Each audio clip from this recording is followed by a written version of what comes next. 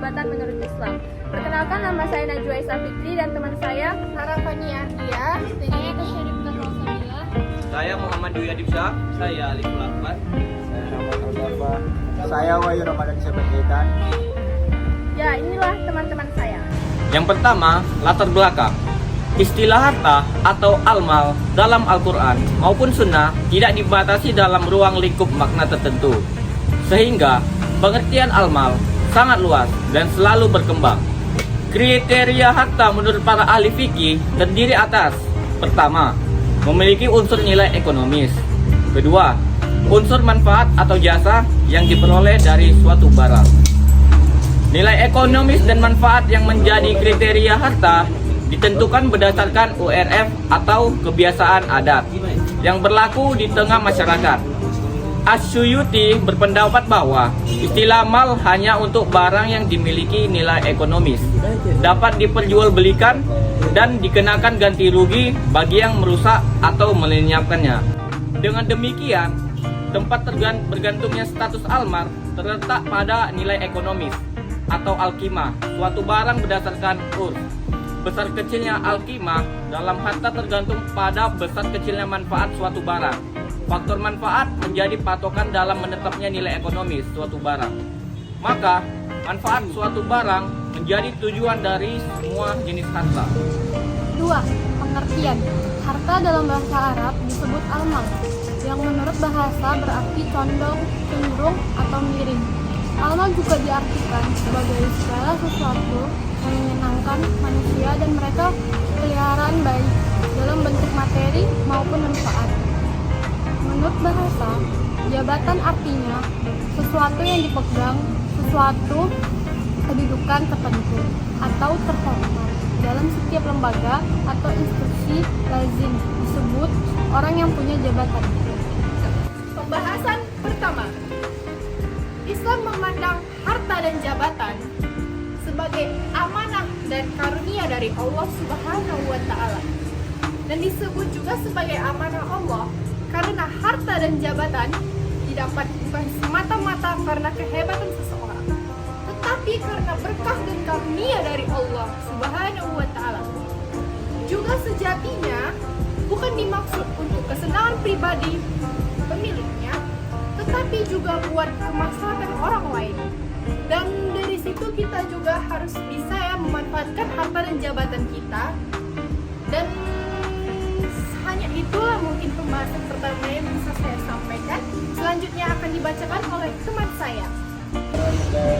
Kewajiban pemilikan harta dapat dilakukan melalui usaha amal atau mata pencarian maisha yang halal dan sesuai dengan aturannya pada surah Al-Baqarah ayat 267.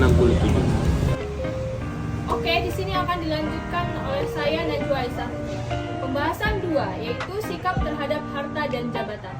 Disebabkan harta dan jabatan itu adalah merupakan amanah dari Allah Subhanahu wa Ta'ala, maka kita harus berhati-hati terhadapnya.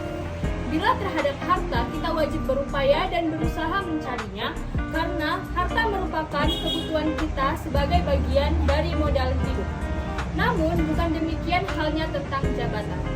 Namun, dalam memanfaatkan hasil usaha itu, ada beberapa hal yang dilarang untuk dilakukan oleh setiap muslim. Yang pertama adalah israf, yaitu berlebih-lebihan dalam memanfaatkan harta meskipun untuk kepentingan hidup sendiri. Yang kedua adalah tabzir atau boros. Kita dilarang menghambur-hamburkan harta kita untuk hal-hal yang tidak berguna bagi kehidupan kita. Selanjutnya akan disambung oleh teman saya. Pembahasan 3 dan cara mendaya gunakan harta terdapat dalam surah Al-Munafikun ayat 10. Belanjakanlah sebagian dari apa yang telah kami berikan kepadamu sebelum datang kematian kepada salah seorang di antara kamu. Lalu ia berkata, Ya Rabbku, mengapa engkau tidak menangguhkan atau kematianku sampai waktu yang dekat yang menyebabkan aku dapat bersedekah dan aku termasuk orang-orang yang saleh. Kesimpulan mengenai harta dan jabatan dalam Islam. Hakikat harta dan jabatan adalah merupakan amanah dan karunia Allah. Disebut sebagai amanah karena harta dan jabatan tersebut didapat bukan semata-mata karena kehebatan seseorang, tetapi melainkan berkah dari karunia Allah. juga sejatinya bukan dimaksud untuk kesenangan pribadi pemiliknya, tapi juga membuat kemaslahatan orang lain. Yang dimana karena harta dan jabatan adalah amanah, maka harus dijaga dan dijalankan atau dipelihara dan dilaksanakan dengan benar. Sebab suatu saat akan dipertanggungjawabkan di hadapan Allah Subhanahu wa taala. Itu sebabnya maka Al-Quran dan hadis selalu mengingatkan bahwa harta dan jabatan juga merupakan cobaan atau fitnah. Terima kasih.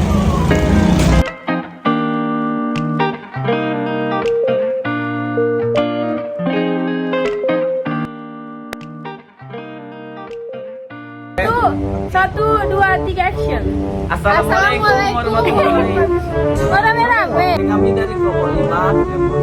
Oh, kamu moderator. Karena harta dan jabatan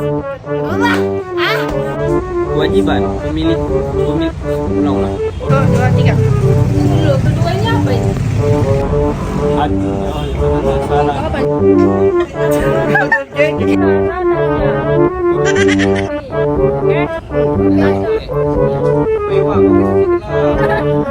Assalamualaikum warahmatullahi wabarakatuh. Kami dari kelompok 4 ingin mempresentasikan hasil